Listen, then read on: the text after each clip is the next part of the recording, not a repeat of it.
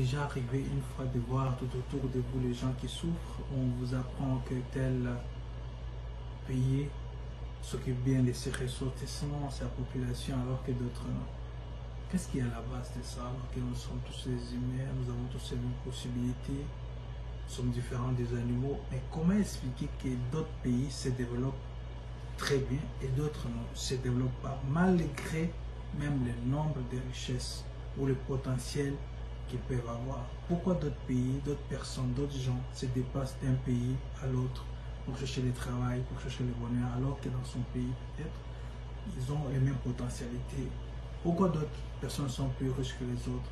Ce sont tant de questions qui arrivent, qui nous arrivent, on arrive à se poser ce genre de questions de temps en temps.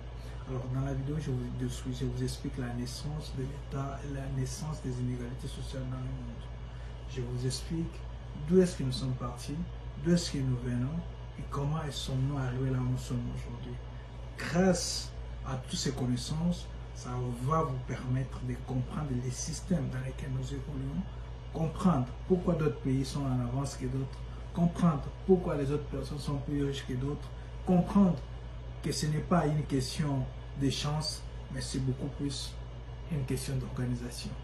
Suivez. Avec notre cours sur le but de la conscience de l'enfant, comment est-ce qu'on doit former l'enfant pour qu'il ait une conscience collective, afin que lorsqu'il va grandir, il puisse avoir le sens du respect des biens communs, défense des valeurs, défense de la collectivité, défense de ce qui prime, tout ce qui est valeur morale, tout comme valeur spirituelle d'un pays, d'une nation ou d'un clan. Alors l'enfant est là parce que nous continuons, nous pensons que le développement économique ou le décollage de l'Afrique nécessite un changement de mentalité profond. Tout le monde en parle, mais personne ne fait l'effort. Tout le monde, nous avons fait un constat, tous, comme étudiants, comme intellectuels africains, comme penseurs africains, comme originaires de l'Afrique, comme noirs, que l'Afrique ne décolle pas parce que nous n'avons pas encore pris conscience de ce que nous sommes. Alors, ce qui arrive, nos frères qui sont au pouvoir font les choses sans conscience. C'est-à-dire, dès qu'il est au pouvoir, ils sont enrichis, lui, son clan, sa famille, puis le reste, ils s'en foutent. On va investir ailleurs. Alors, il faudrait changer ces choses. La question est bien posée, tout le monde se pose très bien cette question, mais la réponse, c'est ce qui nous pose souvent problème. On ne donne pas la meilleure réponse. Alors moi, par exemple, et d'autres personnes, je pense que le changement doit commencer par nous-mêmes, bien sûr. Nous devons montrer l'exemple aux enfants. Et ces enfants-là doivent grandir avec une certaine mentalité qui n'a pas été la nôtre lorsque nous avons grandi. Parce que nous avons grandi avec la même mentalité selon laquelle, lorsque tu deviens grand, lorsque tu deviens PDG d'entreprise publique, lorsque tu deviens ministre, tu deviens président de la République, c'est pour s'enrichir, c'est pour avoir beaucoup d'argent, étudier, être dans la corpulence et ne jamais coûter le pouvoir. Alors nous devons changer cette donne-là. Et pour la changer, on doit inclure les valeurs dans l'enfant. Alors il y a les systèmes, il y a les mécanismes qu'on doit mettre en place pour que ces mentalités puissent changer, notamment chez l'enfant. Alors, comme on avait commencé l'autre fois, on avait dit qu'entre 3 et 12 ans, c'est l'âge avec lequel l'enfant est formé. La fondation de l'enfant, c'est entre 3 et 12 ans, l'âge avec lequel on met des valeurs qui sont importantes, qui vont faire que l'enfant va grandir dans la droiture, tout comme il va rater sa vie plus tard.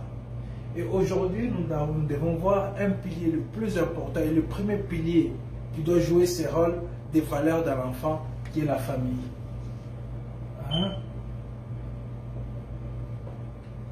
La famille est définie de plusieurs manières, mais nous allons parler ici. Il y a plusieurs types de familles. Nous avons les familles monoparentales, une mère qui a ses enfants, ou un père qui élève ses enfants. Vous avez les familles sans parents, les enfants qui ont été délaissés, qui vivent chez leurs oncles, leurs tantes et autres. Mais on va commencer par la famille la plus simple, la plus facile à comprendre. C'est la famille nucléaire ou la famille restreinte.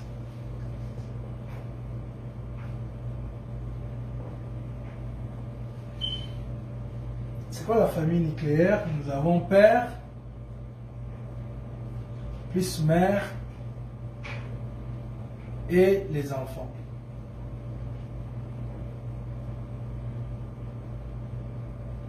Ok? Ça, c'est la famille nucléaire ou la famille restreinte. Donc, nous avons un père et une mère qui s'accouplent et qui donnent un enfant. Alors, qu'est-ce qui arrive? L'enfant qui va naître, cet enfant, il entre en contact. Le premier contact que l'enfant est confronté, c'est son père et sa mère.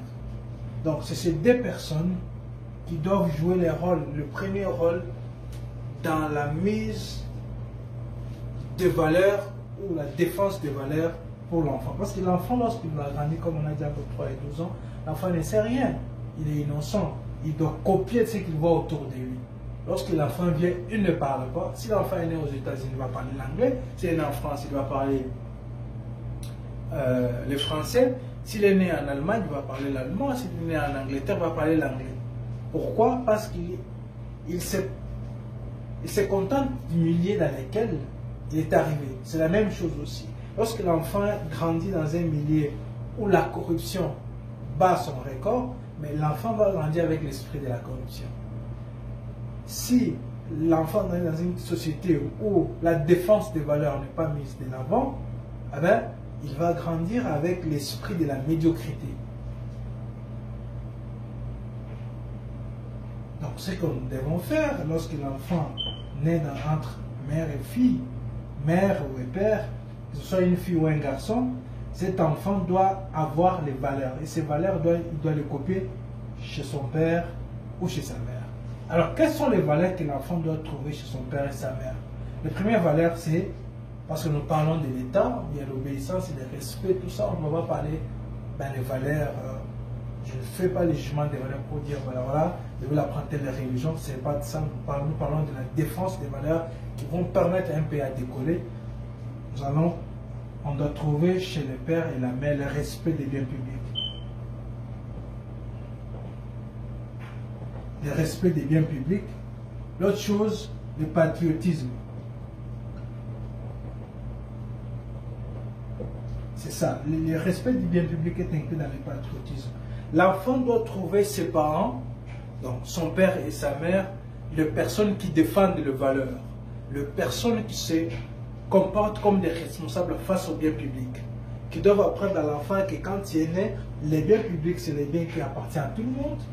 Quand tu vas grandir, tu dois vivre dans ton pays, tu dois travailler pour les biens de la communauté, pour les biens de tous, et non pour tes propres valeurs. Vous allez me dire, mais tout le monde dit ça, n'est-ce pas? Mais pourquoi quand on grandit, nos ministres, nos présidents, deviennent autre chose? C'est parce que lorsqu'ils grandissent, bien que les parents leur disent ça, mais les parents font autre chose que ce qu'ils voient. Nous copions que ce que nous voyons. Si nous nous contactons de ce que nos parents font, nous allons reproduire de bonnes habitudes. Alors, mère et père, si vous voulez avoir un enfant et que vous aimez réellement votre pays dans lequel vous grandissez, vous voulez que le pays ou la communauté puisse avancer, la première chose lorsque l'enfant naît, c'est mettre dans cet enfant les valeurs. Première valeur, le respect du bien public. Deuxième chose, le patriotisme. Aimer la communauté, aimer le pays. Ça veut dire, l'enfant ne doit pas voler, ne doit pas prendre les biens de quelqu'un, il doit avoir le respect des biens publics, il doit craindre ou jamais le mot corruption ne doit jamais exister dans sa bouche. Il ne doit jamais entendre que son père a été corrompu ou son père a corrompu. Alors qu'est-ce qu'on voit dans les sociétés en Afrique? Quand on va voir un médecin ou à l'école, on ne veut pas faire la queue, on donne un peu d'argent pour se mettre en avant tout le monde. Ou soit on n'a pas bien travaillé à l'école, ton père ou ta maman va donner l'argent à votre enseignant, puis on va vous ajouter quelques points. Tout ça, l'enfant voit. Il copie, il grandit avec cette mentalité-là. Mais même si l'État met en place des pratiques pour contrer les antivaleurs dans une société, si déjà dans la nature de l'homme, dans la nature de la personne qui grandit, qui veut corrompre, parce que pour corrompre, il faut un corrupteur et un corrompu. Alors si dans l'esprit du corrupteur, sa nature c'est la corruption, il va toujours chercher les mécanismes par lesquels il va corrompre. Mais si dans la nature de la personne qui veut corrompre, il a les valeurs de la non-corruption, du bien public, la défense des valeurs, l'enfant va grandir avec cet esprit-là. Et si on met encore en place des mesures pour contrecarrer les antivaleurs dans la société, la société se développe.